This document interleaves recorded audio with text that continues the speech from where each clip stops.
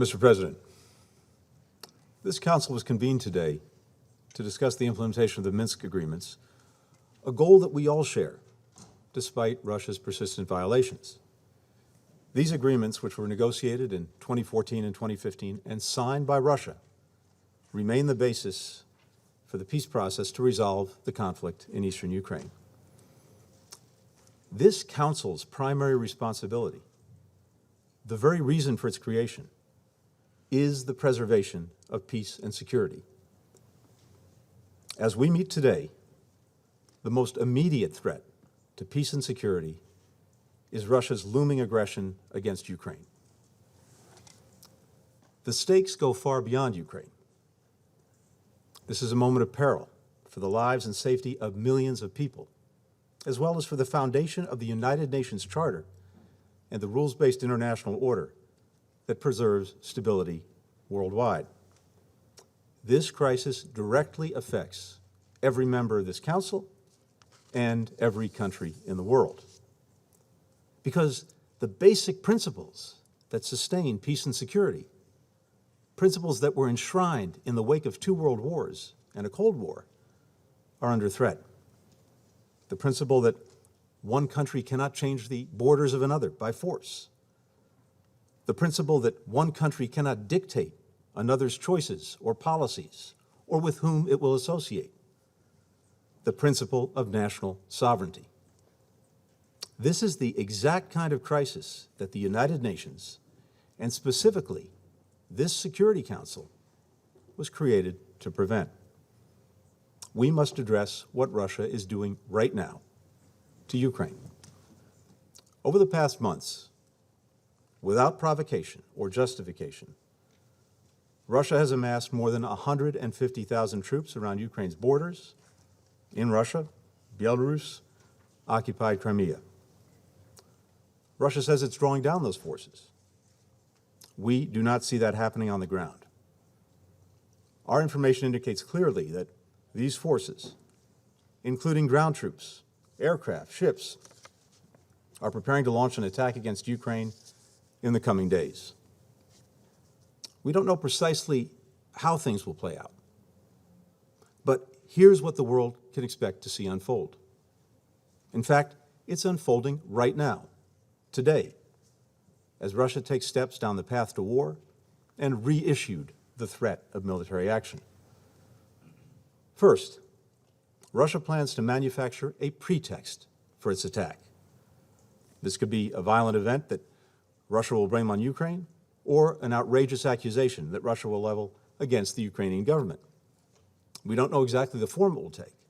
It could be a fabricated so-called terrorist bombing inside Russia, the invented discovery of a mass grave, a staged drone strike against civilians, or a fake, even a real, attack using chemical weapons. Russia may describe this event as ethnic cleansing or a genocide, making a mockery of a concept that we in this chamber do not take lightly, nor do I take lightly, based on my family history. In the past few days, Russian media has already begun to spread some of these false alarms and claims to maximize public outrage, to lay the groundwork for an invented justification for war. Today, that drumbeat is only intensified in Russia's state-controlled media. We've heard some of these basic allegations from Russian-backed speakers here today. Second, in response to this manufactured provocation, the highest levels of the Russian government may theatrically convene emergency meetings to address the so-called crisis. The government will issue proclamations declaring that Russia must respond to defend Russian citizens or ethnic Russians in Ukraine. Next, the attack is planned to begin. Russian missiles and bombs will drop across Ukraine. Communications will be jammed. Cyber attacks will shut down key Ukrainian institutions. After that, Russian tanks and soldiers will advance on key targets that have already been identified and mapped out in detailed plans. We believe these targets include Ukraine's capital, Kyiv, a city of 2.8 million people. And conventional attacks are not all that Russia plans to inflict upon the people of Ukraine. We have information that indicates Russia will target specific groups of Ukrainians. We've been warning the Ukrainian government of all that is coming. And here today, we are laying it out in great detail with the hope that by sharing what we know with the world, we can influence Russia to abandon the path of war and choose a different path while there's still time. Now, I'm mindful that some have called into question our information, recalling previous instances where intelligence ultimately did not bear out. But let me be clear. I am here today not to start a war, but to prevent one. The information I presented here is validated by what we've seen unfolding in plain sight before our eyes for months. And remember that while Russia has repeatedly derided our warnings and alarms as melodrama and nonsense, they have been steadily amassing more than 150,000 troops on Ukraine's borders, as well as the capabilities to conduct a massive military assault. It isn't just us seeing this. Allies and partners see the same thing. And Russia hasn't only been hearing from us. The international chorus has grown louder and louder. If Russia doesn't invade Ukraine, then we will be relieved that Russia changed course and proved our predictions wrong. That would be a far better outcome than the course we're currently on. And we'll gladly accept any criticism that anyone directs at us. As President Biden said, this would be a war of choice. And if Russia makes that choice, we've been clear, along with allies and partners, that our response will be sharp and decisive. President Biden reiterated that forcefully earlier this week. There's another choice Russia can still make if there's any truth to its claim that it's committed to diplomacy. Diplomacy is the only responsible way to resolve this crisis. An essential part of this is through implementation of the Minsk Agreements, the subject of our session today.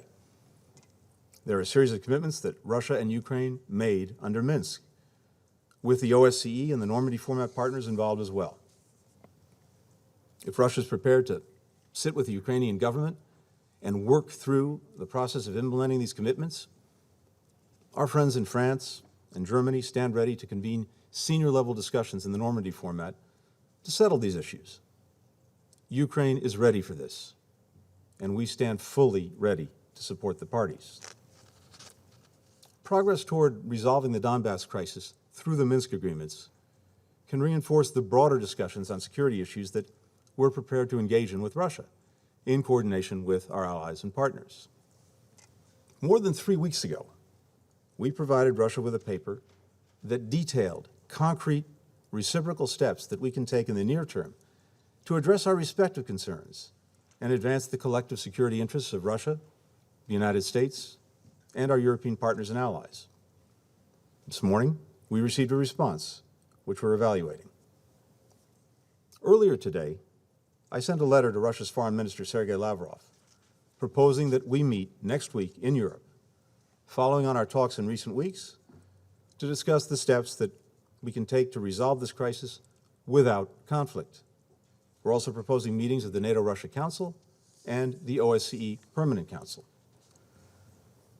These meetings can pave the way for a summit of key leaders in the context of de-escalation to reach understandings on our mutual security concerns. As lead diplomats for our nations, we have a responsibility to make every effort for diplomacy to succeed, to leave no diplomatic stone unturned. If Russia is committed to diplomacy, we're presenting every opportunity for it to demonstrate that commitment. I have no doubt that the response to my remarks here today will be more dismissals from the Russian government about the United States stoking hysteria or that it has no plans to invade Ukraine. So let me make this simple. The Russian government can announce today, with no qualification, equivocation, or deflection, that Russia will not invade Ukraine.